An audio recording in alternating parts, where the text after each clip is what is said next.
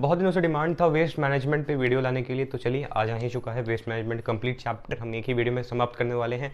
चलिए स्टार्ट करते हैं। सबसे पहले बात करते हैं सिग्रेगेशन क्या चीज़ है। इंपॉर्टेंट पॉइंट्स डिस्कस करेंगे जो चीज़ प्रीवियस ईयर में पूछे जाते हैं और पूछने की संभावना है।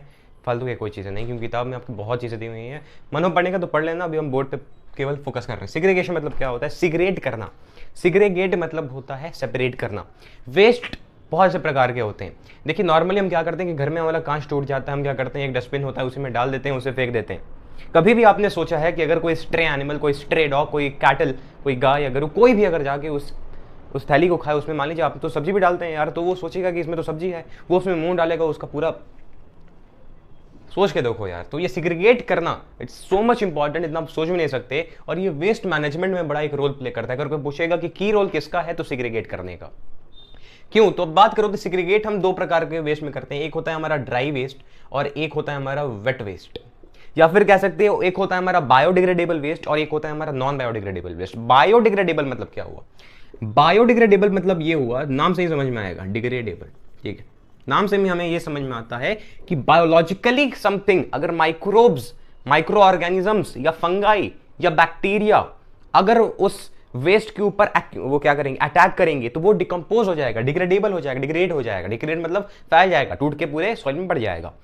बायोडिग्रेडेबल एक्चुअली होते हैं ऑर्गेनिक वेस्ट। क्या होते हैं? Organic waste. ऑर्गेनिक वेस्ट मतलब हमारे जो चावल, दाल, भुजिया, पिल्स जो होते हैं, वेजिटेबल पिल्स, फ्रूट्स के पिल्स, जो चावल का छिलका निकाल के फेंक दिया, सब्जी के ऊपर के परत, ये सब सारे, ये सब क्या है? ऑर्गेनिक वेस्ट है। कभी ना कभी वो डिकम्पोज हो जाएंगे। और एक होते हैं नॉन बायोडिग्रेडेबल वेस्ट। को वो कौन से वेस्ट होते हैं? वो टॉक्सिक वेस्ट होते हैं, वो केमिकल यूज के वेस्ट होते हैं, इंडस्ट्री से जो फेंके जाते हैं, वो बायोमेडिकल वेस्ट होते हैं। समझ में आ गई बात? तो segregation is the simple classification और कैटेगराइजिंग ऑफ वेस्ट। ये मैं लिख रहा हूं, क्वेश्चन ये ऐसे ही आएगा।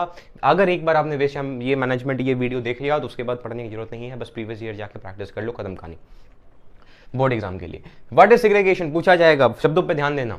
सिग्रेगेशन of waste is the simple categorising of waste into dry waste and wet waste और बायोडिग्रेडेबल वेस्ट और non biodegradable waste. This is the key क्या key? Segregation plays a key role in the waste management. ठीक है, waste management में की role होता है, इतना बस समझना है सिग्रेगेशन के लिए। अब बात आई कि what is the need of waste management, question आता है इसमें से। अगर वेस्ट मैनेजमेंट कर रहे हैं तो what is the need of it, क्यों हम करेंगे वेस्ट मैनेजमेंट? सिंपली इसका आंसर यही होगा कि मान लीजिए हमारे आपके घर के सामने किसी ने कचरा लाना शुरू कर दिया, एक्यूमुलेट हो गया, पूरा कचरा फैल गया, क्या होगा? सोच के देखो यार, वेस्ट मैनेजमेंट बस कॉमन सेंस का क्वेश्चन है। क्लास 6, 7, 8 से ही हम ये सब चीजें पढ़ते हुए आ रहे हैं, कॉमन सेंस है हमारा। अगर वेस्ट एक्यूमुलेट हो जाएगा तो उसके चलते वो ब्रीडिंग ग्राउंड बन जाएगा फ्लाइज के लिए, मॉस्किटोज के लिए, स्ट्रे एनिमल्स के लिए। उसके चलते क्या होगा? डिजीजेस का ट्रांसमिशन होगा। Simple, this is the reason. Transmission of diseases due to the accumulation of waste.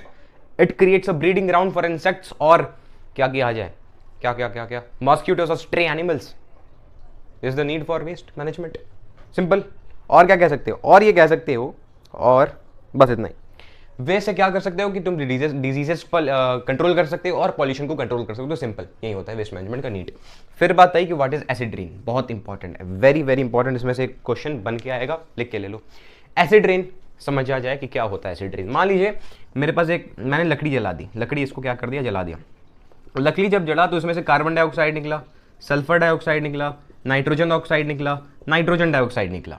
ये एटमॉस्फेयर में जाएंगे, ऊपर जाएंगे। ऊपर जाके क्या करेंगे? मान लीजिए ये बादल है, मान लीजिए बादल है, बादल के अंदर क्या है? वाटर वेपर है। वाटर वेपर के अंदर क्या है? H2O है। ये जो वाटर है reacts with sulphur dioxide, reacts with carbon dioxide, reacts with nitrogen oxide, reacts with nitrogen dioxide. क्या बनाएगा? सल्फ्यूरिक एसिड, डाइल्यूट फॉर्म बनाएगा। ऐसा थोड़ी कि सल्फ्यूरिक एसिड गिर जाए जल जाएगा या शरीर, डाइल्यूट फॉर्म में सल्फ्यूरिक एसिड बनाएगा। नाइट्रोजन के साथ जाकर नाइट्रिक एसिड बनाएगा। ठीक, कार्बन डाइऑक्साइड के रिएक्शन, ऐसे सब क्या बनाएगा? एसिड्स बनाते हैं, बहुत डाइल्यूट एसिड्स बनाते हैं, लेकिन एसिड्स बना लेते हैं। So what is acid rain, question आएगा। What is acid rain? Acid rain simple start करना, अगर 2 मार्क्स का है, 3 मार्क्स का भी है तो ऐसे लिखना, थोड़ा सा और ब्रीफ चला जाना, थोड़ा सा और डिटेल में चला जाना। सिंपली यही लिखना है कि व्हेन वी बर्न एनी कोल, मान लो किसी भी वुड को बर्न किया, so it produces carbon dioxide, sulphur dioxide, nitrogen dioxide. वैसे तो डायरेक्टली ये प्रोड्यूस नहीं होते हैं, और अगर डीप में बात करें तो produces sulphur, nitrogen and carbon. It goes in the atmosphere and it reacts with oxygen to form its oxide, that is sulfur dioxide, carbon dioxide, nitrogen dioxide, nitrogen oxide. यहाँ तक बात समझ में आ रही है?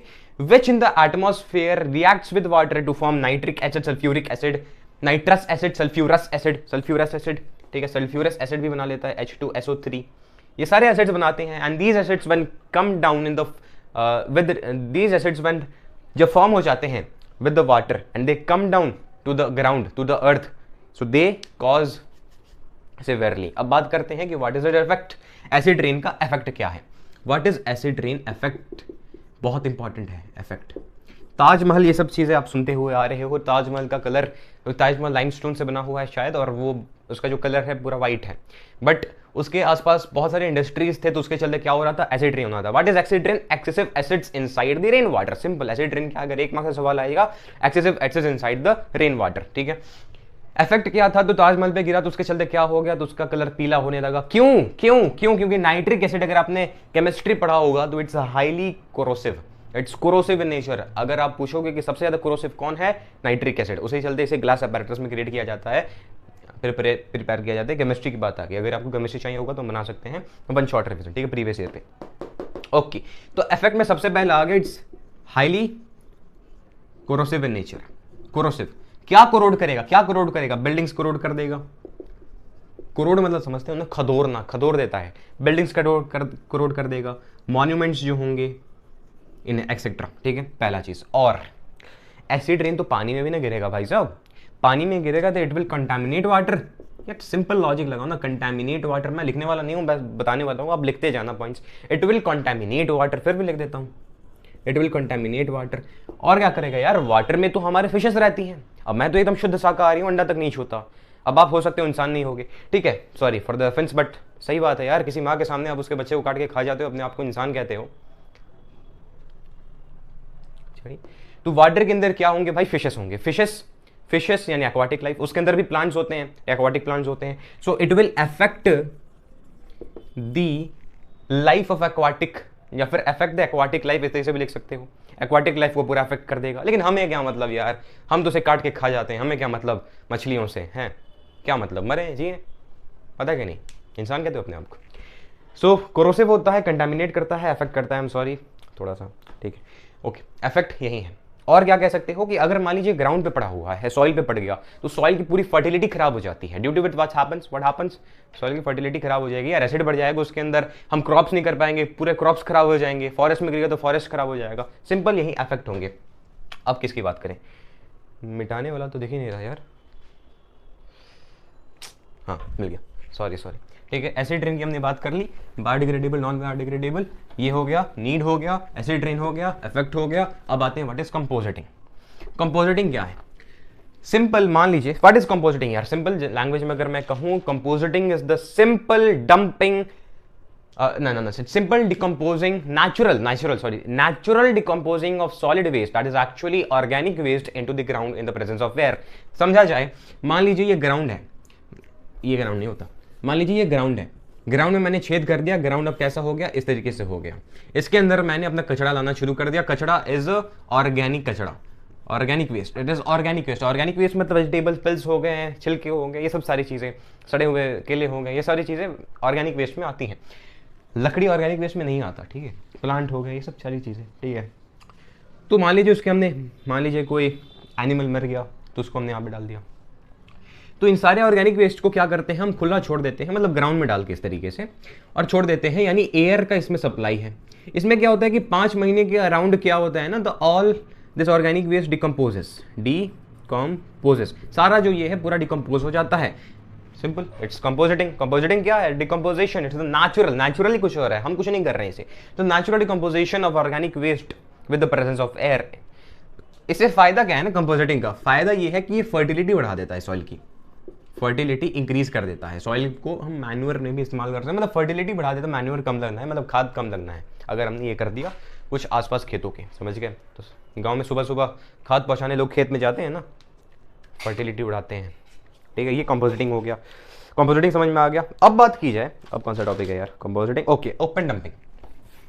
ओपन डंपिंग क्या चीज है, डंपिंग मतलब समझ में आ रहा है, डंप करना, फेंक देना। ओपन मतलब खुले में फेंक देना, समझने की जरूरत है क्या इसमें, हम क्या, what is open dumping, it's the just dumping of waste far away from the city और in open lowlands. Open areas में डंपिंग आपने कर दिया, which creates a breeding ground for the insects, which create breeding ground for the mosquitoes, forestry animals, ये सारी चीज, ये चीज़ें ओपन डंपिंग। इसी का एक भाई होता है, I can not remember the name. Open dumping को ही हम क्या करते हैं, ऊपर से हम सॉइल डाल देते हैं, ठीक है, वो एक बढ़िया तरीका होता है, वो मुझे नाम याद नहीं है उसका, आपके किताब में होगा।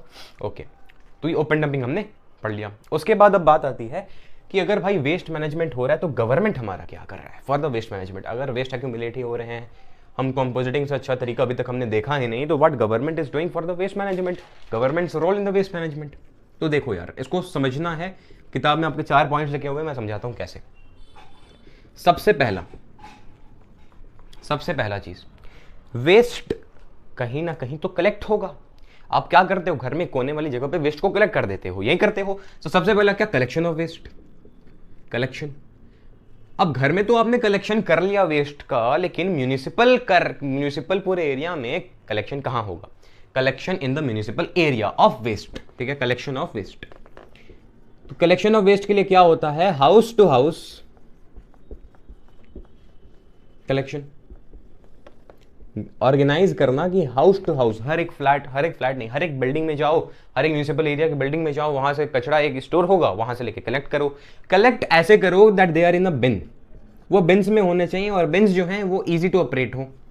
इजी टू ऑपरेट बोले तो हैंडल हो उसका, हम प्लास्टिक हाथ में पहने हुए हैंडल्स लेके आराम से इजीली ट्रांसपोर्ट कर पा रहे हैं, इजीली उसमें डंप कर पा रहे हैं, सिंपल। ये हो गया हाउस टू हाउस, इसका मतलब। और क्या हो गया, ताकि एक्सेसिबल भी तो रहे यार। अगर कलेक्शन जो है हमारा वेस्ट का वो एक्सेसिबल भी रहे, यूजर फ्रेंडली रहे, अगर हम कहीं जाके एक जगह पे हम कलेक्ट कर रहे हैं, वेस्ट को डाल दे रहे हैं और वहां से लिया जा रहा है, तो एक्सेसिबल भी हो। ऐसा नहीं, अगर मान लीजिए यार मैं यहाँ पे हूँ, मेरे हाथ में केले का छिलका है, ओ दूर पे एक डस्टबिन रखा हुआ है, और मेरे घर के रास्ते का मोड़ यहीं से आ गया है, मैं जाऊँगा वहाँ पे, 99.9% ऑफ द केस वो आदमी, वो बंदा, वो बंदी नहीं जाएगा वहाँ पे। क्यों, अरे केला ही तो है, फेंको यहाँ पे। लेकिन यहीं पे मोड़ पे एक डस्टबिन हो जाए तो जरूर खुशी खुशी आइए, डालिए, इसमें डालिए, कोई दिक्कत की बात नहीं है। Simple thing, collection of waste accessible to everyone. अगर हम वेस्ट को हमने कलेक्ट कर लिया, वेस्ट को हमने जब कलेक्ट कर लिया, अब दूसरा बात क्या रहेगा, दूसरा काम क्या रहेगा, सिग्रीगेट करना, सिग्रीगेशन। कलेक्शन में एक और बात थी कि अगर आप वेस्ट को कलेक्ट कर रहे हो ना, तो डोमेस्टिक एक वेस्ट होते हैं, जो म्यूनिसिपल वेस्ट होते हैं एक्चुअली में, उन्हें आप बायोमेडिसिन वेस्ट के साथ, मेडिकल वेस्ट के साथ कभी मिक्स ना करो, बायोमेडिकल वेस्ट के साथ कभी मिक्स ना करो, कभी भी इंडस्ट्रियल वेस्ट को मिक्स ना करो इनके साथ। Never ever mix municipal waste with biomedical waste और industrial waste. Very important point, the collection आप जब कर रहे हो, आपको सेग्रीगेशन का भी ध्यान रखना है। वही मैंने बता दिया, जो वेट वेस्ट है, ड्राई वेस्ट है, बायोडिग्रेडेबल वेस्ट है, नॉन बायोडिग्रेडेबल वेस्ट है, इन सबको सेग्रीगेट करना। यहाँ तक समझ में आ गई बात। अगर सिंपल सा एक बात समझो यार, अगर मैंने वेस्ट को कलेक्ट कर लिया है, कहीं ना कहीं तो स्टोर करना होगा। मैंने वेस्ट को अगर वो कर लिया है, कलेक्ट कर लिया है, तो कलेक्ट करके हाथ में थोड़े पकड़ के रहूंगा, मुझे कहीं ना कहीं तो स्टोर करना होगा। अब स्टोरेज जो है वो कहाँ होगा, गाड़ी में होगा, सिंपल सी बात है। अब गाड़ी जो है, या फिर स्टोरेज गाड़ी में नहीं होता, ट्रांसपोर्ट गाड़ी में होता है, बिन्स, यहीं पे बात आ जाती है बिन्स की, मैंने इसी में बता दिया था। तो बिन्स जो होते हैं ना, बिन्स में स्टोर करो। बिन्स जो हैं वो इजी टू ऑपरेट हो, बिन्स जो हैं वो यूजर से एक्सेसिबल हो, बिन्स जो हैं उसे क्लोज करके रखो, ताकि it should not be openly expose to the atmosphere. इसमें पॉइंट वाइज पॉइंट नहीं चल रहा हूँ मैं, मतलब बेसिकली ऊपर से सारा चीज़ बता रहा हूँ, उसके अंदर अलग अलग पॉइंट। जैसे कलेक्शन आप कर रहे हो तो घर हाउस टू हाउस कनेक्शन करूँ, कलेक्शन आप कैसे करोगे, तो बिन्स इजीली ऑपरेट होना चाहिए, बिन्स में डाल के कलेक्ट करो, एक्सेसिबल हो सबके लिए, सिग्रीगेट करके कलेक्ट करो, जैसे कि बायोडिग्रेडेबल ये, नॉन बायोडिग्रेडेबल ये। तो वेस्ट चैप्टर जो है वो सिंपल इसी के कॉन्सेप्ट पे बैसा हुआ कि कितना आपका कॉमन सेंस काम कर रहा है। स्टोर जब आपने कर लिया, उसके बाद आप क्या करते हो, ट्रांसपोर्ट करते हो।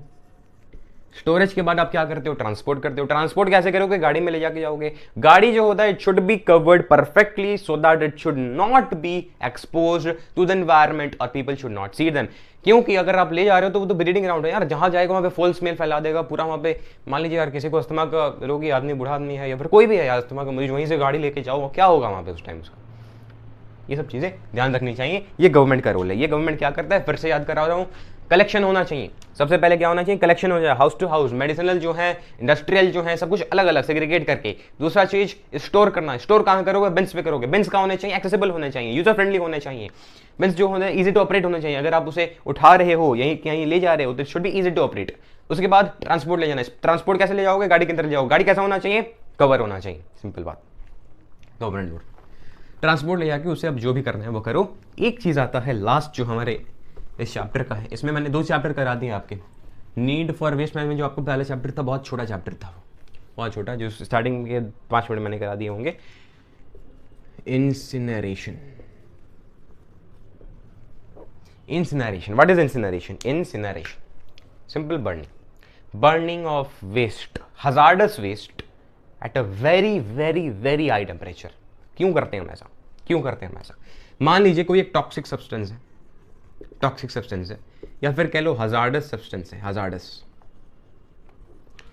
वो डिकम्पोज ही नहीं हो रहा, नॉन बायोडिग्रेडेबल है, डिकम्पोज ही नहीं हो रहा। और अगर मान लीजिए गलती से किसी के अंदर चला जाए, वो किसी के थ्रू अंदर चला जाए, किसी के बॉडी के अंदर, वो बहुत ज़्यादा खतरा कर सकता है। उस चीज़ को हम क्या करते हैं, इंसिनरेशन कर देते हैं। What is incineration? Simply burning of hazardous waste, देख लीजिए हैंड राइटिंग देख लीजिएगा, hazardous waste at a very high temperature, at a very high temperature, at a very high temperature। समझ में आ रही है बात? लेकिन इससे बर्न करने से ना एक थर्मल एनर्जी भी क्रिएट होती है, जिसका हम थोड़ा सा उपयोग कर लेते हैं। जैसे कोल को बहुत हाई टेम्परेचर, कोल को बर्न करोगे एक्सोथर्मिक होता है, बहुत हाई टेम्परेचर बर्न की जरूरत नहीं है, लेकिन फिर भी थर्मल एनर्जी निकालते हैं। उसी तरह किसी चीज़ को बहुत ज़्यादा बर्न करोगे तो थर्मल एनर्जी निकलेगी, उससे कुछ ना कुछ हम काम करवा सकते हैं। ये इंसिनरेशन है। लेकिन दिक्कत क्या है, ये एक्सपेंसिव है। क्या है कि ये एक्सपेंसिव है। और क्या दिक्कत है कि इट्स नॉट इको फ्रेंडली यार, इट्स नॉट इको फ्रेंडली, ठीक है, इको फ्रेंडली एकदम नहीं है। फिर आखिरी हमारा टॉपिक आता है 3 Rs, जो कि सिंपली बेस्ड है आपकी अंडरस्टैंडिंग पे, कॉमन सेंस पे। वेस्ट मैनेजमेंट ही पूरा चैप्टर बहुत आसान है यार, इसलिए मैंने कहा कि इस चैप्टर को आपको करना ही करना है। 3 Rs, what are the 3 Rs?